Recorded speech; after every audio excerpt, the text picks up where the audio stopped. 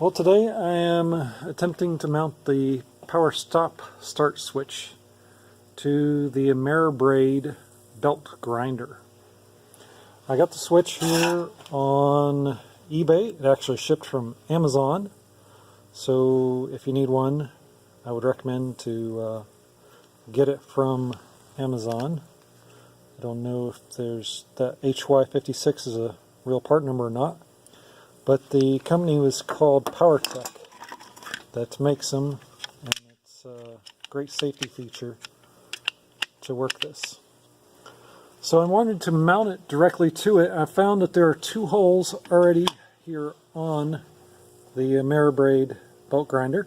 These holes are approximately 13/64, which is the size needed for a tap of a 1/4 inch bolt. Once I get that done, I now have to mount the box.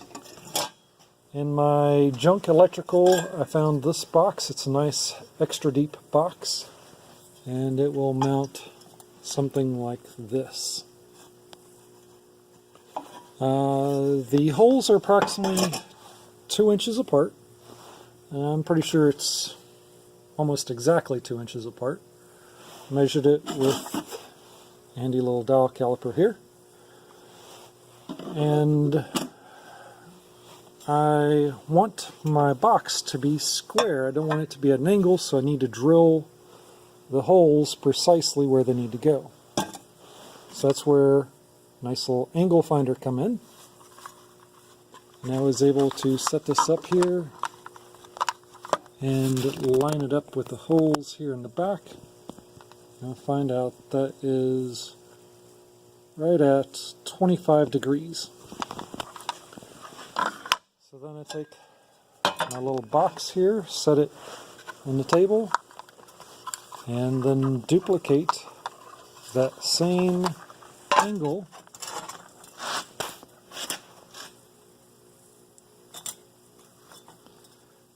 and I was able to draw a line here at 25 degrees. So this will allow my box to be square, even though my mounting surface isn't. Then I can measure that out to 2 inches and find I need to drill my second hole there. I'm going to reuse this first hole. Originally it was designed to be nailed to a 2x4. So I'll drill out this hole a little bit bigger for 1/4 inch and then drill this hole. Alright, so I've got the box mounted here.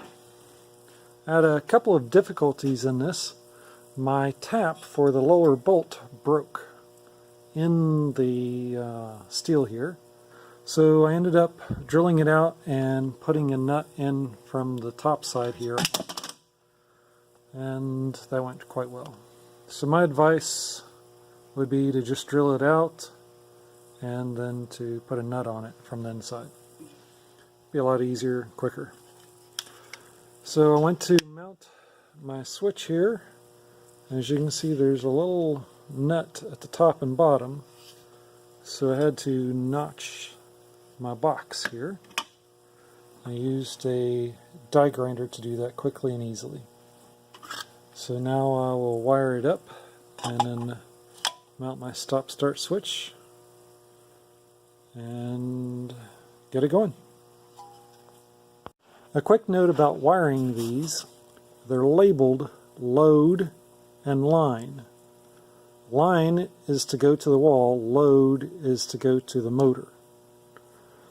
I'm using a stranded cable, power wire, and it was difficult to get the wire under the screw head. Kept on sliding out. So I got some small washers here to help with that. So if you're using a stranded wire, you want to use at least a 12 gauge wire. But if you're using a stranded wire, you may have that problem also. I wanted to point out the load versus line on this. This is the load side over here, and this is the line side. As far as the ground wires, just wire nut them back together to each other.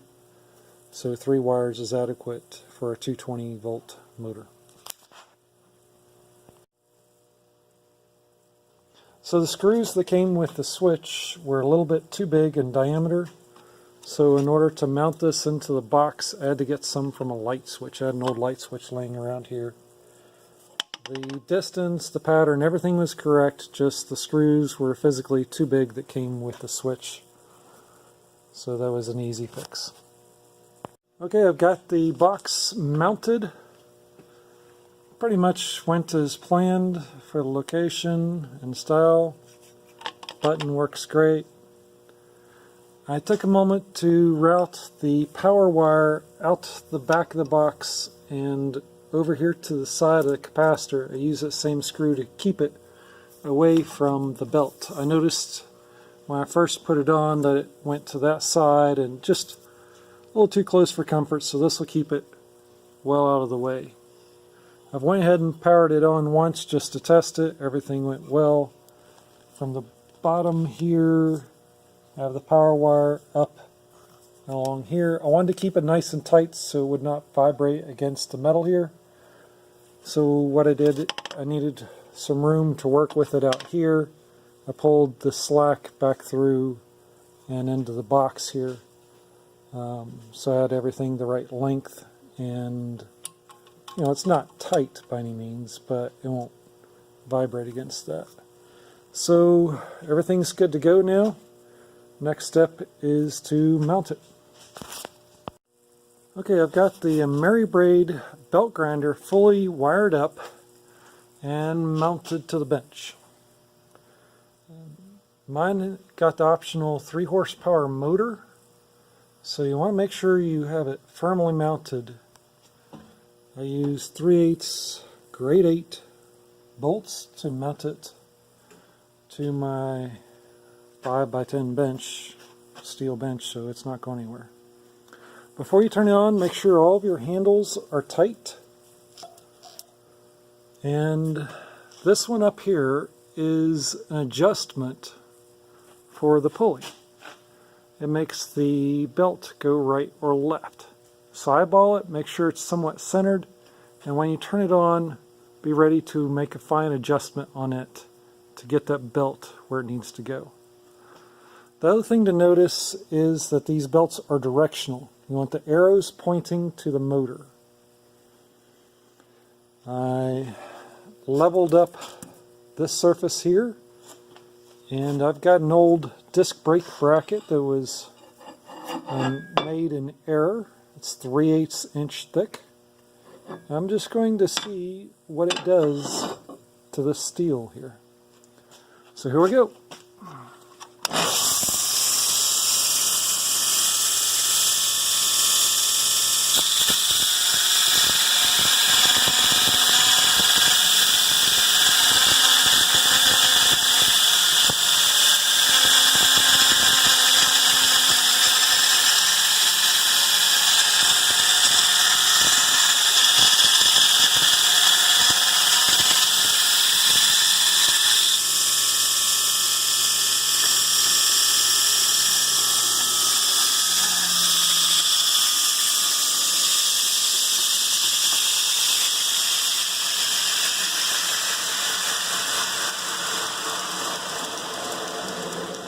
Well, as you can see there, in just a few seconds, I really made a huge difference.